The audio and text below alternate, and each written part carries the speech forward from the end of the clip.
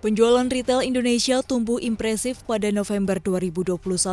Sebulan sesudahnya, penjualan retail pun diperkirakan tumbuh positif. Bank Indonesia melaporkan penjualan retail yang dicerminkan oleh Indeks Penjualan Real IPR November 2021 di level 201. IPR pada November itu tumbuh 10,8% secara tahunan, sementara pada Desember, IPR ditaksir naik 3% secara bulanan ke level 206,9. Kinerja penjualan eceran November ditopang oleh penjualan kelompok suku cadang dan aksesori dan makanan, minuman dan tembakau. Sementara di Desember, Bank Indonesia memprediksi kenaikan IPR sejalan dengan meningkatnya permintaan selama Natal dan libur akhir tahun. Peningkatan penjualan eceran terjadi pada kelompok barang budaya dan rekreasi, peralatan informasi dan komunikasi, serta subkelompok sandang.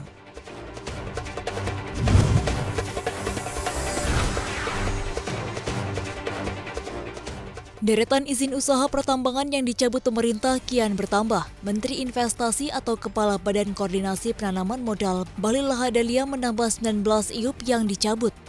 Hal ini menambah daftar panjang IUP yang telah dicabut pemerintah. Dari yang sebelumnya 2078 IUP, kini menjadi 2097 IUP. Bahlil menyebut 19 surat pencabutan IUP itu terdiri dari 13 IUP operasi produksi mineral logam dan 6 IUP operasi produksi batu bara yang mayoritas berlokasi di luar Pulau Jawa. Secara lebih detail, pemilik IUP produksi mineral logam berlokasi di Banten, Kalimantan Barat, Kalimantan Utara, Nusa Tenggara Barat, hingga Sulawesi Tenggara. Sementara pemegang IUP operasi produksi batu bara berlokasi izin di Kalimantan Selatan, Jambi, Sumatera Barat, dan Sumatera Selatan. Bahlil mengklaim pemerintah tidak tebang pilih dalam proses pencabutan IUP.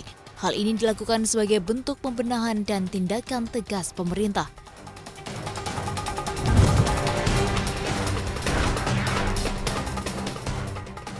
Di tengah gelaran hajatan right issue dan mengantongi dana jumbo 4,8 triliun rupiah, Alobank Indonesia bersiap untuk tancap gas.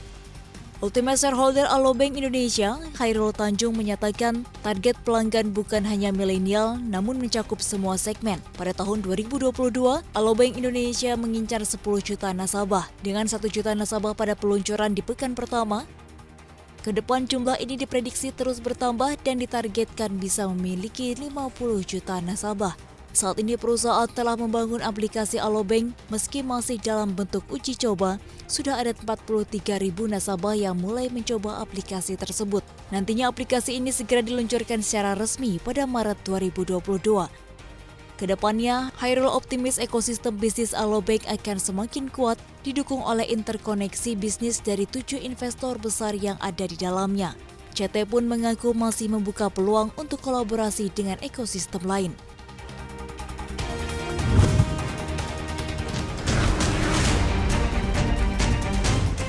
Pasar otomotif Indonesia selama 2021 tumbuh hampir menyentuh 900.000 unit. Angka ini bahkan melebihi ekspektasi. Gabungan Industri Kendaraan Bermotor Indonesia, Gaikindo, 550.000 unit. Ketua Umum Gaikindo Yohanes Nangoy menyampaikan, secara wholesale atau distribusi mobil dari pabrik ke dealer, angkanya telah mencapai 887.200 unit. Sementara itu, penjualan otomotif di Indonesia pada 2020 mengalami tekanan akibat pandemi COVID-19, yaitu 532.407 unit.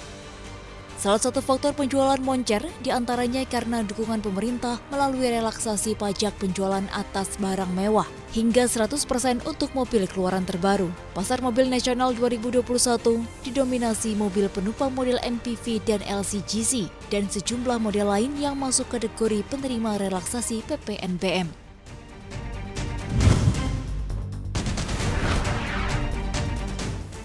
Kasus hukum di tubuh Garuda Indonesia kembali menghangat. Kali ini Kejaksaan Agung mengusut dugaan tindak pidana korupsi dalam penyewaan pesawat Garuda Indonesia berupa pengadaan jenis pesawat ATR 72600. Menteri Badan Usaha Milik Negara, Erick Thohir mengatakan, penyewaan pesawat di perusahaan terindikasi korupsi berdasarkan audit investigasi yang dilakukan Badan Pengawas Keuangan dan Pembangunan atau BPKP. Menurut Erick, langkah pengusutan ini merupakan bagian dari bersih-bersih di Kementerian BUMN. Jaksa Agung Sanitiar Burhanuddin mengatakan, Dugaan tindak pidana korupsi dalam penyewaan pesawat jenis ATR 72600 dilakukan di era kepemimpinan AS. Dalam rapat kerja dengan Komisi 6 DPR RI, Wakil Menteri BUMN Kartika Wirjoatmojo buka-bukaan soal biang kerok kondisi keuangan Garuda Indonesia yang buruk. Salah satunya karena korupsi yang berhubungan dengan laser. Biaya sewa pesawat mencapai 24,7% dari pendapatan perusahaan. Angka tersebut 4 kali lipat lebih tinggi dibanding dengan maskapai lainnya.